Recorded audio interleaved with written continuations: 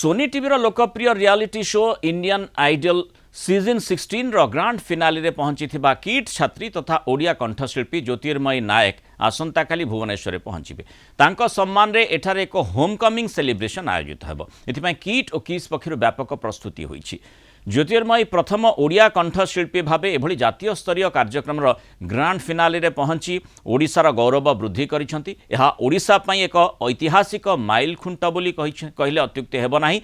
तांको स्वागत एवं संबर्धना जणाइबा पई किट विश्वविद्यालय परिसर एक स्वतंत्र कार्यक्रम आयोजन करा जायछि। एही अवसर से किट और किस कैंपस परिदर्शन करिवे। इंडियन आइडल ग्रांड फिनाले पई योग्यता अर्जन करिथिबा से प्रथम ओडिया प्रतियोगी। ज्योतिर्मयी ग्रांड फिनाले रे पहुंचीबा परे किट और किस प्रतिष्ठाता डॉक्टर अच्युत सामंत तांको अभिनंदन जणाइथिले। एहास किट और किस समस्त कर्मचारी और छात्र छात्री माने मध्य तांको शुभेच्छा जणाइथिले। आसंता काली से भुवनेश्वर विमान बंदर पहुंचीबा परे तांको भव्य स्वागत जणाई किट कैंपस को अणाजिबो। परे किट परिसर तांको संबर्धित कराजिबो। एहाकु नै किट छात्र छात्री और कर्मचारी मध्य बेस उत्साह देखा देछि। केवल ज्योतिर्मयी नुहंती भारतर अन्यतम ख्यातनामा प्लेबैक सिंगर विशाल मिश्र मध्य किट्र जड़े पुरातन छात्र।